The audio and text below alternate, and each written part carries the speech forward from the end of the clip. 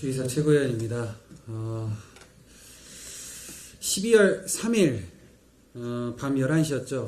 윤석열은 갑작스레 계엄을 선포했습니다. 21세기 그것도 2024년의 계엄이라니 처음에 가짜뉴스가 아닌가 의심했고 TV에 나오는 대통령의 모습을 보면서 AI 윤석열 그런 합성 영상이 아닌지 착각할 정도로 비현실적인 장면이었습니다. 그러나 이 황당한 사건은 결코 돌발적 사고가 아니었던 것 같습니다.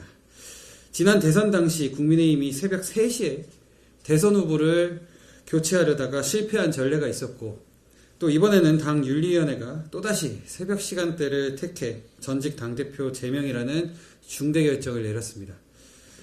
윤석열과 그 주변 세력이 벌여온 정치 행태에는 공통점이 분명합니다. 중요한 결정을 밤과 새벽 사이 국민의 시선이 흐려진 시간에 전격 처리하는 방식입니다. 이런 행태를 우리는 흔히 달밤에 체조한다 라고 합니다.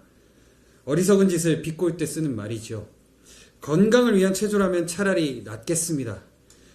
그렇지만 지금 보수정당과 그 세력은 권력 유지를 위한 헛짓에만 몰두하고 있습니다. 그렇다면 제명 결정을 눈앞에 둔 한동훈 전 대표는 무엇을 하고 있습니까? 윤석열의 후광으로 정치를 시작해 여당 비대위원장까지 오른 인물입니다.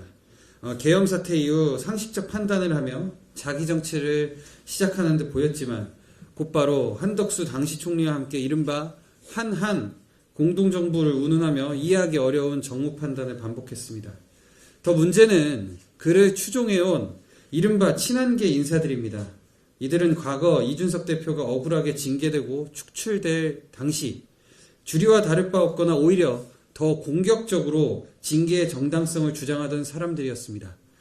어제도 친한계로 분류되는 박정훈 의원이 라디오 방송에서 이준석 대표는 당시 성매매 의혹과 연계돼 7억 원짜리 약정서를 써준 문제로 징계를 받았다고 말했습니다. 여러 차례 경찰 수사에서 무혐의로 결론 난 사안입니다. 그럼에도 아직까지 이런 주장을 아무렇지 않게 반복하는 것이 친한계의 수준이라면 참으로 개탄스럽습니다. 이런 주장에 가장 앞장섰던 인물 중 하나가 또 김종혁 전 최고위원입니다. 이분은 이준석 대표가 당시 대통령을 비판하고 당대표가 당을 디스하는 것으로 징계받았다며 힐난했었습니다. 그런데 본인은 그 당을 비판한다는 이유로 징계를 받았습니다. 불과 한 달 전 이 김 전 최고위원이 중징계를 받았을 때 한동훈 전 대표는 차라리 나를 찍어내라고 말했습니다.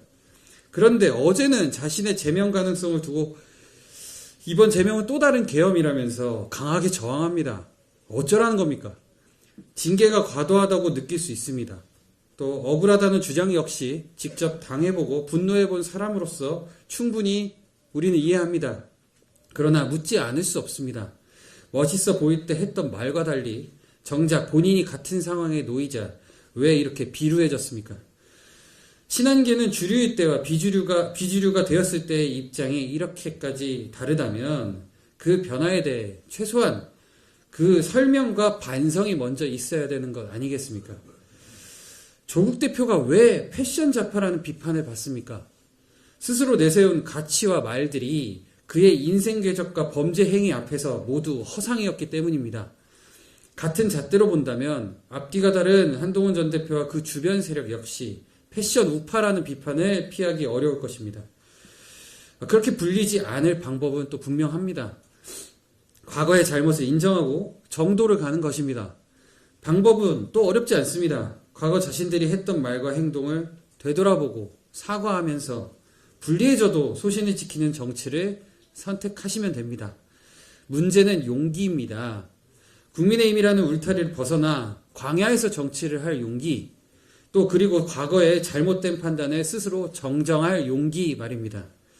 따뜻한 제1야당 안에서만 정치를 해야 합니까? 넓고 따뜻한 강남을 벗어나서 강북이나 지방에서 또 국민과 함께 숨쉬며 정치할 생각은 정녕 없는 겁니까? 지금 우리는 이재명 정부와 민주당 정치인들의 심각한 비위 또 무능으로 인해 부득이하게 국민의힘과 공조를 하고 있습니다. 그러나 그것이 우리 개혁신당의 정체성을 바꾸지 못합니다. 우리는 우리의 길을 갈 것입니다. 그리고 우리는 한동훈 전 대표와 그 계보를 자처하는 정치인들이 과연 어떤 길을 선택하는지 똑똑히 지켜보겠습니다. 적어도 저 주이삭 최고위원은 한동훈 대표가 선택하는 그 소신의 길이 있다면 응원해 드리겠습니다. 이상입니다.